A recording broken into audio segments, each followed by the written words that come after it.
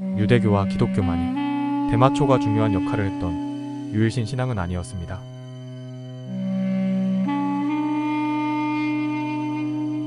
(7세기) 무렵 조로아스터교와 스키타이교가 번성했던 페르시아 제국은 쇠퇴하고 있었습니다. 그들은 이교도 종족 종교를 거부했고 아랍에는 새로운 종교가 등장했습니다.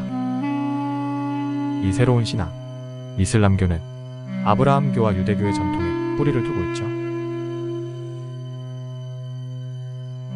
이슬람교의 창시자인 예언자 무함마드는 중독성 물질을 직접적으로 금했고 특히 알코올을 언급하고 있습니다.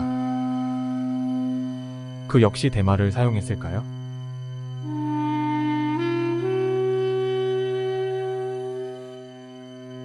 하디스와 코란에는 무함마드가 밤하늘을 날개 달린 말을 타고 날아 천국을 방문해 알라와 대화한 일화가 나옵니다. 이슬람의 일부 종파에서는 이런 내용이 유체 이탈 경험을 의미하며 잠재적으로 엔테오겐의 영향에 따른 경험일 수 있다고 믿습니다.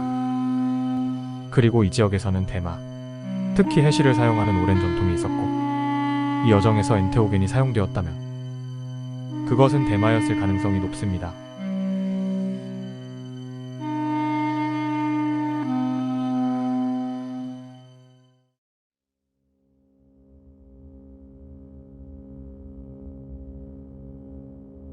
무함마드가 대마를 사용했다는 증거는 많지 않지만 중동의 오랜 대마 전통은 이슬람의 창설과 함께 사라지지 않았다는 것은 확실합니다.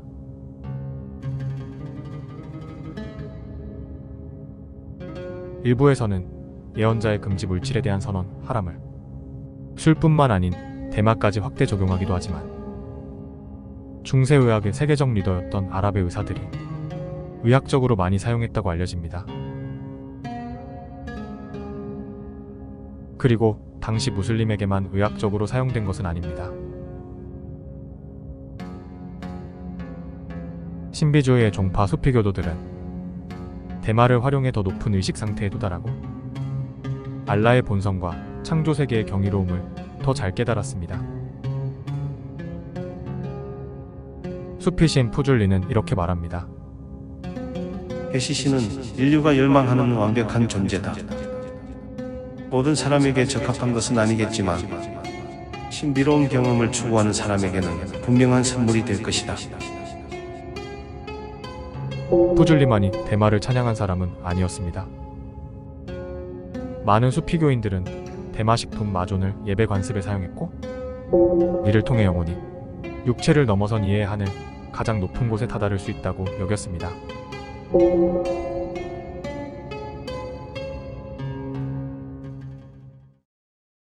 코란에는 예언자가 대마를 사용했다고 언급되어 있지는 않지만 녹색 예언자 혹은 알카디르라고 알려진 존재가 언급됩니다. 알카디르는 초기 아랍 종교 전통에서 차용되었으며 녹색 예언자의 발걸음이 닿는 땅에서 마법처럼 꽃과 식물이 피어났다 전해지고 그는 풍요로움과 초목을 상징했습니다.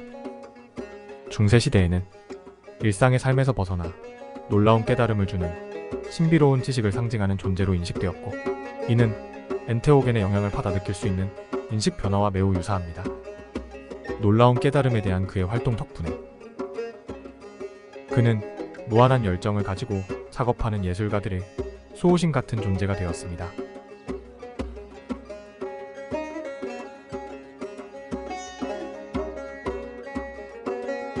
그러나 초창기 이슬람에서 대마가 사용된 이유는 코란이나 하디스와는 무관합니다. 앞서 살펴본 것처럼 해시신은 수피교도들이 주로 사용했고 이는 인도와 페르시아 제국에서 성행했던 차라스를 통해 유입되었을 가능성이 높습니다. 수피교도들이 알라의 본질을 더 잘 이해하고자 이용한 것은 대마뿐이 아니었습니다. 이들은 현재 우리가 알고 있는 커피숍의 발전에 중요한 역할을 담당한 사람들입니다. 전설에 따르면 방랑하던 수피가 한 순위파 여성에게 이 새롭고 독특한 음료를 만드는 방법을 가르쳐 주었다는 이야기가 전해집니다.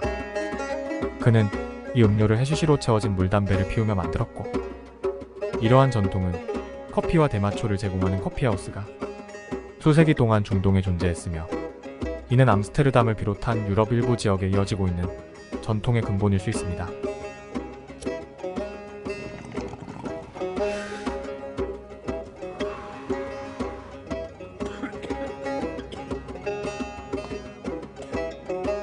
하지만 이슬람에서 대마를 사용하는 분파는 수피파만이 아닙니다.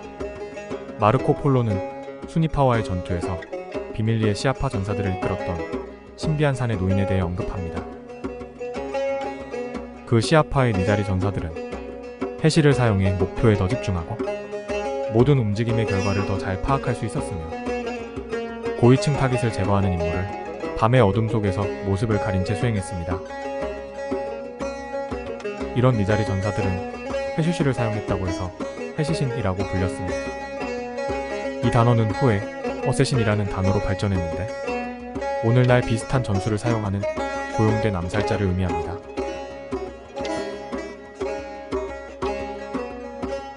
대마초가 암살자들과 연관되어 있기 때문인지 이는 놀라운 음감 향상으로 인기가 많았지만 14세기경부터 이집트에서는 사용을 억제하려는 시도들이 있었고 대마 사용은 치아를 뽑는 형벌을 받는 범죄로 전락합니다.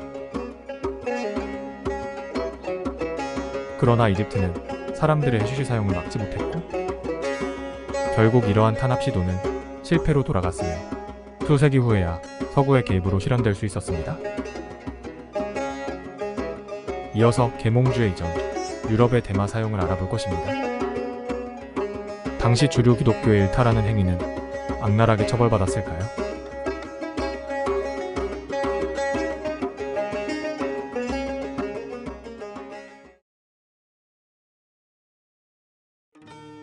대마의 약효에 대한 지식은 로마 제국을 통해 유럽 전역으로 퍼졌습니다. 이는 서유럽에 거주하던 게르만 부족의 손에 들어가게 되었고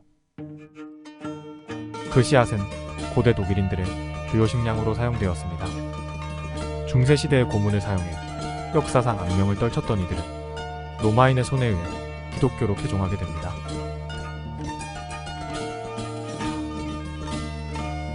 그러나 대마초를 나쁜 것으로 보는 관념은 비교적 근대에 형성된 것이어서 중세 유럽 사회에서 대마초 사용으로 처벌받진 않았습니다. 사실 당시 유럽인들에게 대마의 향정신성 특성은 크게 잘 알려지지 않았고 주로 향정신성 버섯, 알코올, 다투라를 취하기 위해 사용했던 것으로 보입니다. 약용으로는 계속 사용되었지만 이 시기 유럽 사회에서는 섬유질을 사용하기 위해 재배하는 경우가 많았습니다.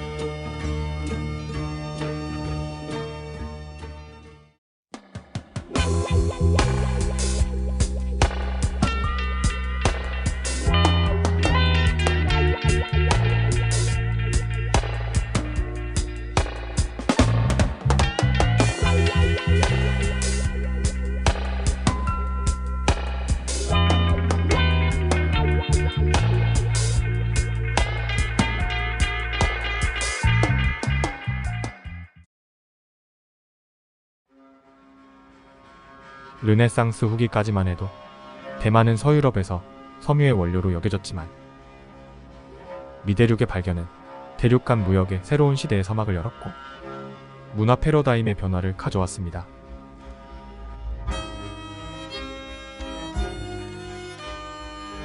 당시까지 서유럽에서 거의 전례가 없던 흡연 문화는 미국산 담배 유입으로 인해 유럽 전역에서 유행하기 시작합니다. 한편 영국 여왕은 7만 평 이상의 땅을 소유한 모든 지주들에게 산업용으로 대마를 재배하도록 지시했고 헨리 8세는 해군에서 대마 소재 사용을 장려했습니다. 시간이 흘러 스페인과 영국 탐험가들은 대마를 아메리카 대륙에 도입했고 순례자들은 메이플라워를 타고 이 유용한 작물을 가져갔죠. 대마에 관한 미국 최초의 법안은 농부들이 대마를 재배할 것을 의무화한 것이었습니다. 불과 몇 세기 후 만들어진 혹독한 법과는 사뭇 다른 모습이었습니다.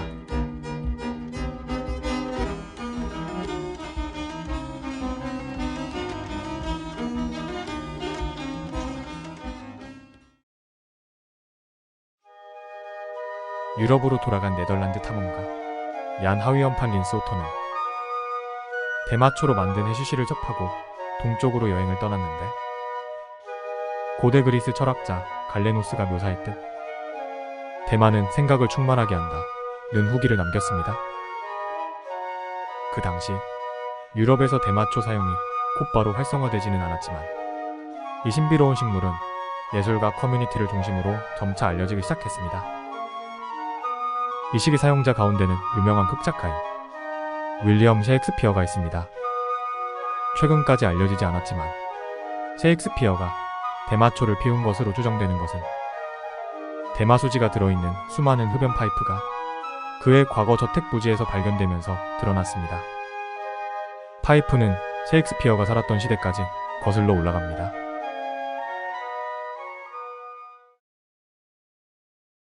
이미 알고 있듯 셰익스피어가 이 신성한 허브를 사용한 최초의 작가는 아닙니다.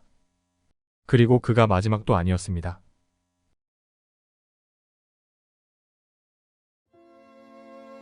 미국 건국의 선조들이 부유한 농부였다는 사실은 역사 교과서에 잘 기록되어 있습니다. 그러나 그들이 무엇을 재배했는지는 거의 알려지지 않았습니다. 그 시대의 많은 사람들은 사실 대마 농부였는데, 대마는 밧줄, 옷, 그리고 다양한 상품을 제조하는 데 사용되었죠. 대마 재배는 미국 문화의 중요한 부분이었고, 1900년대 초에 대마 종이에 인쇄된 $10 지폐 뒷면에 대마가 그려져 있을 정도였습니다. 미국 3대 대통령 토머스 제퍼슨은 다음과 같이 말했습니다. 대마는 국가의 부와 번영을 위해 가장 중요하다. 또한 초창기 미국에서는 대마는 단순히 직물을 만드는 것 이상의 용도로 사용되었죠. 조지 워싱턴은 대마초를 찌통 치료제로 사용한 것으로 알려져 있으며, 인디언 햄프 씨앗을 최대한 이용해 모든 곳에 뿌려라 라고 말했습니다. 미국 헌법의 아버지인 제임스 매디슨은 대마 덕분에 새롭고 민주적인 국가를 만들 수 있는 통찰력을 얻었다고 말했고, 미국의 5대 대통령 제임스 멀로는 프랑스 대사 재임 시절 대마초를 접해 생을 마감할 때까지 사용했습니다. 이 시기 대마초를 사용한 세계 지도자는 미국의 건국자뿐이 아닙니다. 1830년대 아일랜드의 윌리엄 브록 오쇼넷이라는 의사는 인도를 여행하던 중 대마초가 의학적으로 사용되는 것을 목격합니다. 그 효능에 놀란 오셔넛이는 인디언 햄프를 영국으로 가져가 소개했고, 관절염에서 간질에 이르기까지 많은 치료적 효능을 알렸습니다. 영국 빅토리아 여왕은 의사의 권유로 의료용 대마초를 생리통에 사용하기 시작했습니다. 오쇼넛의 의료용 대마초 제도입과는 별개로 나폴레옹의 군대는 이집트 여정에서 해슈시를 가져왔고, 이것이 근대 초기 유럽에서 해슈시 소비가 널리 퍼진 진정한 시작점으로 여겨집니다.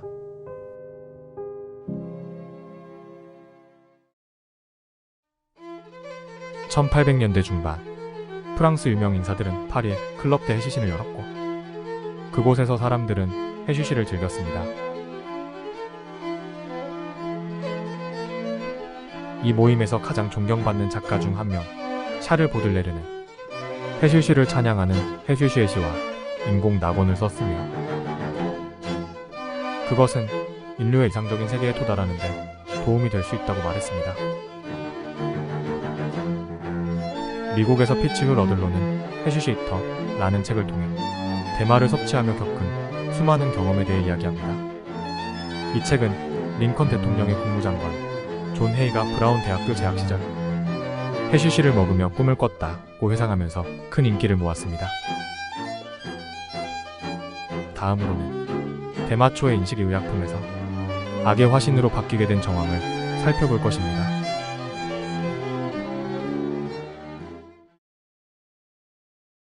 대마초의 효능에 대한 보고서가 발표되면서 대마는 유럽과 미국 전역에서 빠르게 주류 의약품으로 자리 잡았으며, 주로 추출물의 형태로 다양한 질환에 사용되었습니다.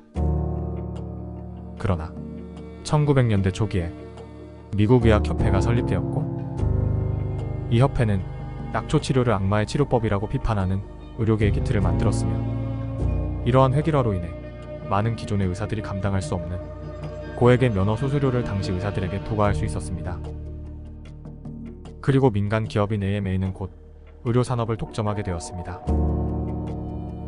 이에 따라 대마초는 캘리포니아, 매사추세츠와 기타 몇몇 주에서 금지되었으나 많은 의사와 약사들은 새로운 규제 아래에서도 이 놀라운 약의 잠재력을 인정할 수밖에 없었습니다.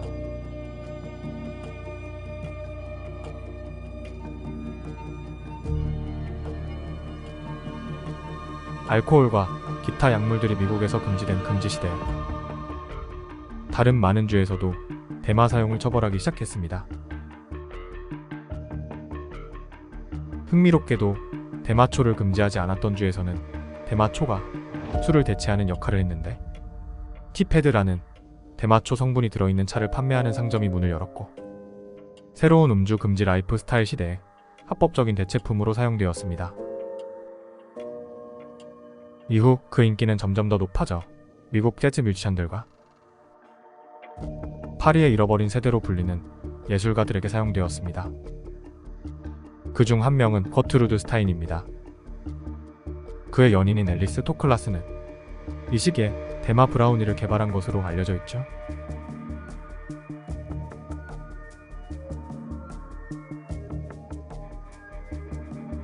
한편 미국에서는 디코르티케이터라는 기계의 발명으로 대마 섬유를 훨씬 더 효율적인 속도로 식물에서 추출할 수 있게 되면서 대마를 억만 달러 가치의 작물로 칭하는 기술자들이 등장했습니다.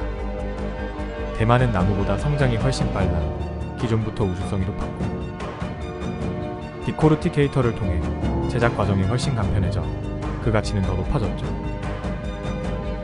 그러나 당시 많은 미디어를 보유하고 있었고 신문을 인쇄하는 재지 공장도 운영했던 언론인이자 사업가인 윌리엄 랜돌프 허스트는 이를 달가워하지 않았습니다. 곧 그는 대마초를 피우는 멕시코 이주민들이 여성들을 악랄하게 성폭행했다는 내용의 선전물을 뉴스에 게시합니다. 그러나 사회는 대마, 즉 카나비스와 그 다양한 효능을 알고 있었기 때문에 허스트는 마리화나라는 용어를 사용하기로 결정했는데 이는 대마초와 전혀 관련이 없던 멕시코의 야생 담배를 가리키는 용어였습니다. 이 새로운 위협에 대한 우려는 미국 사회를 공포에 휩싸이게 만들었고 한 작은 교회에서 간행물 자녀에게 말하세요를 배포해 폭력적으로 변하게 만든다는 이 신종 약물을 경고했습니다. Marijuana, the burning weed with its roots in hell. 당시 미국 정부에서는 새로운 영화 규정을 제정해 영화에 노골적인 폭력이나 성관계가 등장하지 못하도록 했습니다. 기회를 엿보던 영화 제작자 드웨인 에스퍼는 아이들에게 말하세요를 사들여 금기시되는 행위를 포함한 내용의 영화를 만들어서 새로운 영화 규제에 대응해 생겨난 불법 영화 시장에 배포했습니다. 그리고 제목은 미치광이 리퍼로 바꾸었습니다. Debauchery, violence, murder, suicide, and the ultimate end of the marijuana addict. Hopeless insanity.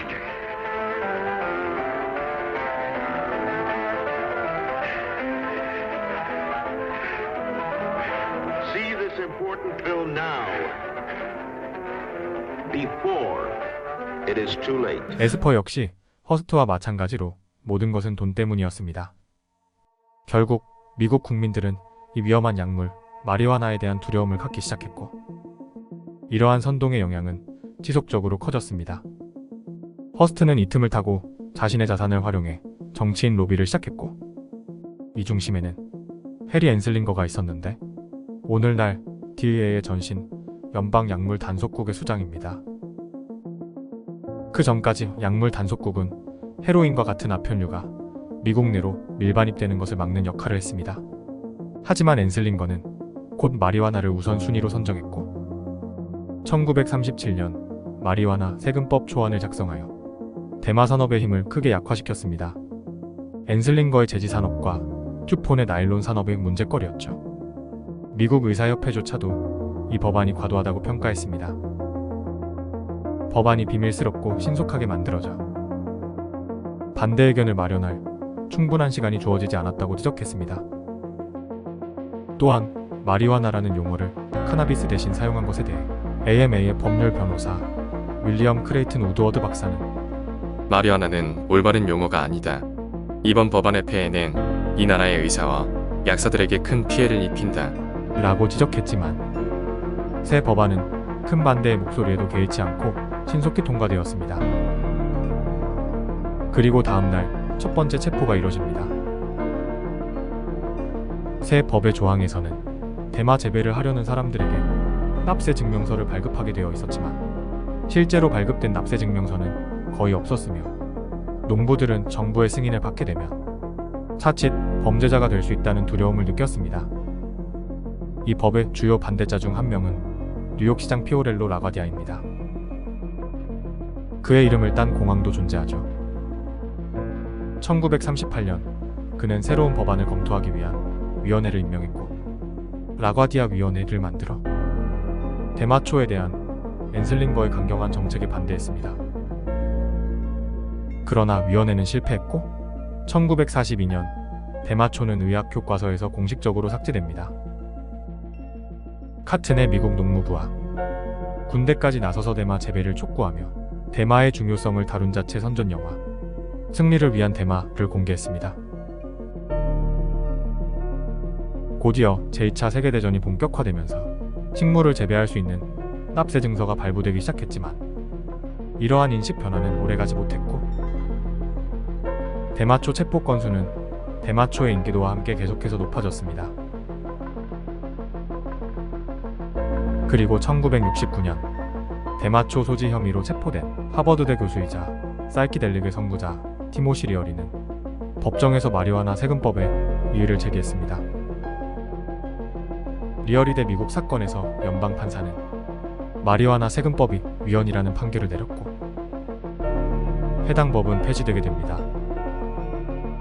이에 대응하여 미국 정부는 통제약물법을 1970년 통과시켜 대마초를 불법으로 유지시키고자 했고 이를 사용하던 반전주의 히피들과 흑인들을 탄압할 수단으로 활용했습니다.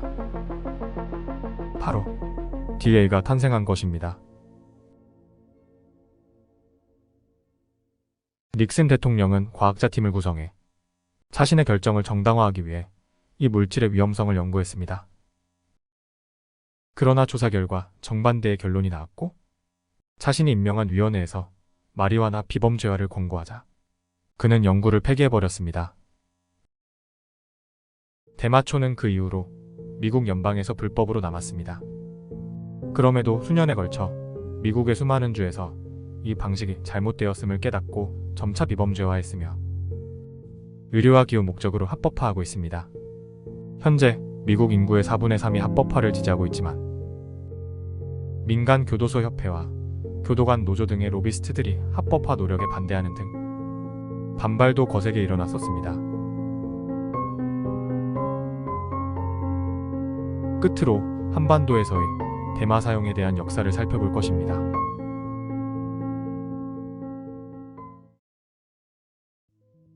대마는 이웃국가 중국, 일본과 마찬가지로 한반도에서 매우 중요한 작물이었습니다. 고대 한반도의 창세 신화에 따르면 대마는 우주와 인간의 기원과도 밀접한 관련이 있습니다. 우리가 잘 알고 있는 단군 신화보다 더 오래된 신화인 마고알미 신화가 그 예입니다. 마고알미의 마는 바로 한자로 산마자이고 고는 여성을 뜻하는 단어입니다. 마고알미 신화는 각 지역마다 다른 버전이 있지만 공통적으로 마고알미라는 여성 형태의 창세신이 세상을 만들었고 마고알미는 거대한 거인으로서 그녀가 움직이는 대로 산과 강, 바다와 섬, 심지어 성까지도 만들었다 전해집니다.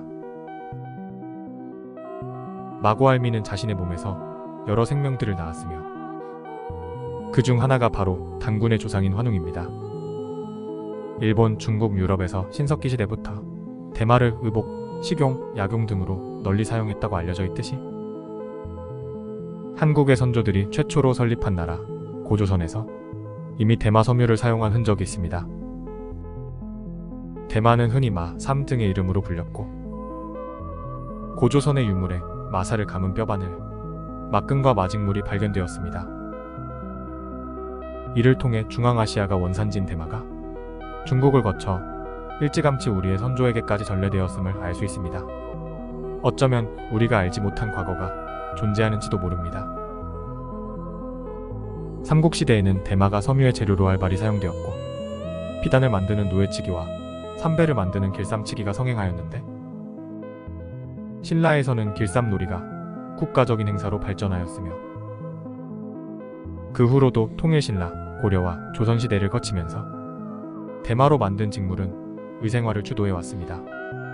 특히 이 당시에는 대마를 전국적으로 재배하면서 국가의 공납을 바치거나 상거래의 교환 수단으로 이용하기도 했습니다. 또한 향균, 향독성을 가진 대마의 특성으로 일부 지역에서 초가집의 지붕으로 사용되거나 대마가 많이 생산되는 지역에서는 전통 가옥의 벽체로 활용되었습니다. 그러나 일부 역사가들은 한반도에서의 대마 사용은 단순히 직물 사용에만 국한되어 있다고 단정짓기도 하지만 수백 년 동안 문화적 교류와 소통을 통해 신농의 황제 내경은 일본, 한국, 베트남과 많은 유럽 국가에 소개되어 엄청난 관심을 끌었고 일찍부터 6세기에서 10세기까지 의학을 포함한 과학기술을 배우기 위해 한국, 일본, 아랍 국가의 유학생이 중국으로 건너갔으며 그들은 황제 내경을 원론 교재로서 각 국가로 가져가 더 널리 보급하였다고 알려집니다. 따라서 오래전부터 한반도에서 야생화로도 자생하던 대마의 특성과 직물의 용도로 많은 사랑을 받았던 대마가 오직 한 가지 용도로만 사용되었다고 단정짓는 것은 무리가 있습니다. 조선시대의 유명한 의학저서 동의보감과 식료찬유에는 대마 종자인 마자를 처방한 내용이 기록되어 있는데 변비와 구토 증세, 당뇨병, 임질, 음경통 등의 증상과 여성의 출산 후 어혈을 풀고 소변을 잘 나오게 하는 이뇨제로 처방했다고 기록되어 있습니다. 민간요법으로는 대마씨를 갈아 삼배주머니에 넣어 닭과 같이 삶아 먹으면 관절염에 효과가 있다고 전해지며 배가 아플 때 대마잎을 삶아 먹었던 예도 존재합니다. 또한 발의 무좀을 치료하기 위해 대마를 삶은 물에 발을 담가 치료하거나 종기나 상처에 대마를 사용하기도 했다고 전해집니다. 그 외에도 대마는 다양한 용도로 사용되며 우리 민족의 역사와 문화에 깊이 뿌리내린 식물이었습니다.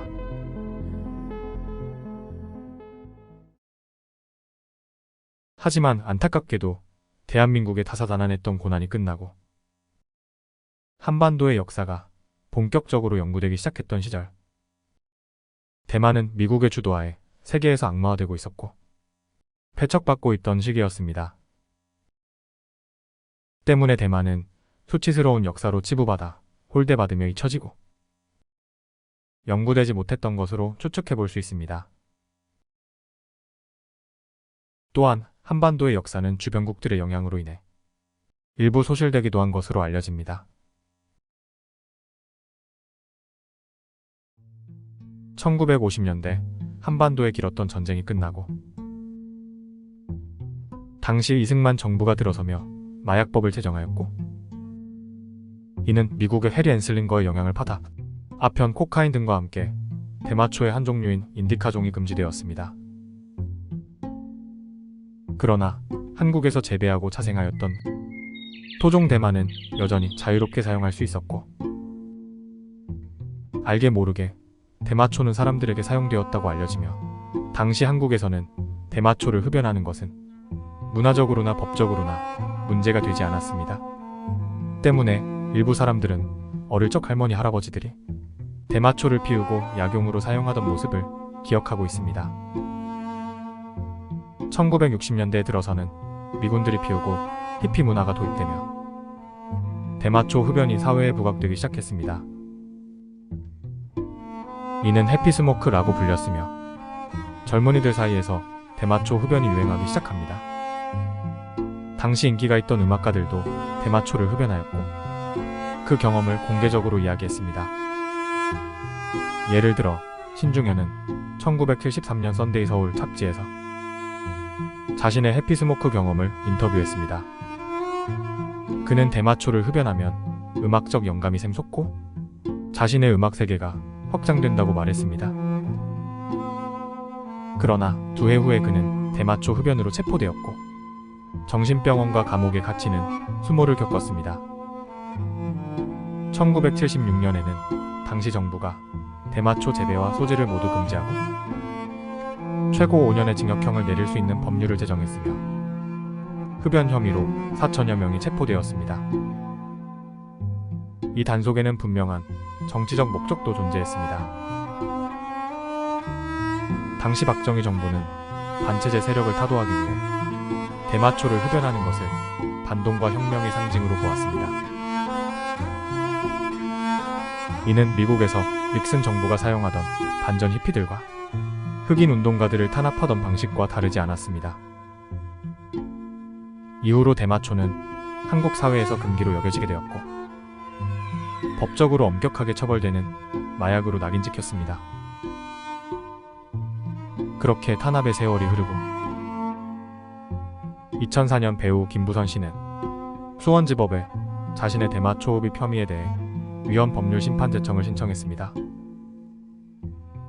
그녀는 대마초는 신체 위해 정도가 낮고 환각제도 아니며 사회적으로도 위험하지 않다고 말했고 그에 비해 처벌 규정은 지나치게 강력해서 헌법의 행복추구권과 과잉금지 원칙을 위배한다며 위헌 여부를 가려달라고 요구했습니다. 하지만 수원지법은 김 씨의 신청을 기각했습니다. 재판부의 판단은 단호했고 대마초 흡연 욕구는 기호품에 관한 개인적 욕구에 불과할 뿐 불가결의 권리는 아니다 라며 70년대 중반 이용이 확산했을 뿐 대마 불법화가 법 감정과 시대 상황에 맞지 않을 만큼 비합리적이라 볼 수 없으며 오히려 금지의 필요성이 강하다 라고 판결했습니다.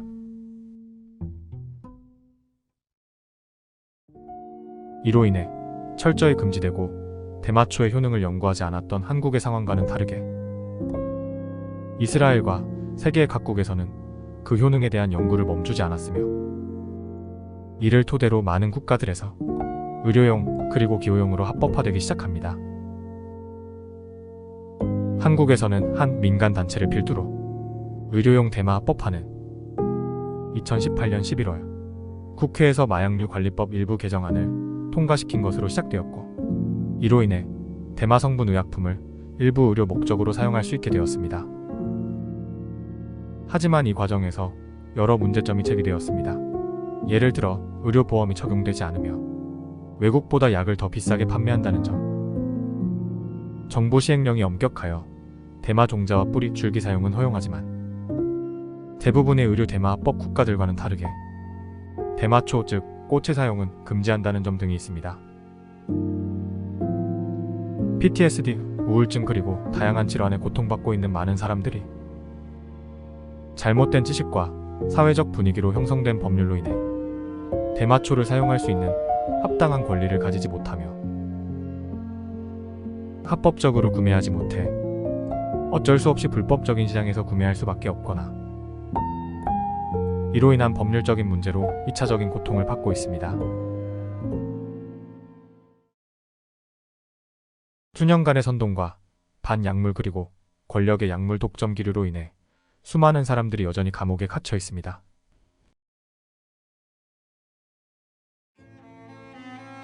피폭력 약물 범죄자의 대다수가 사회적 약자인 점을 고려하면 이러한 체포 사례의 불평등한 격차에 주목해야 합니다.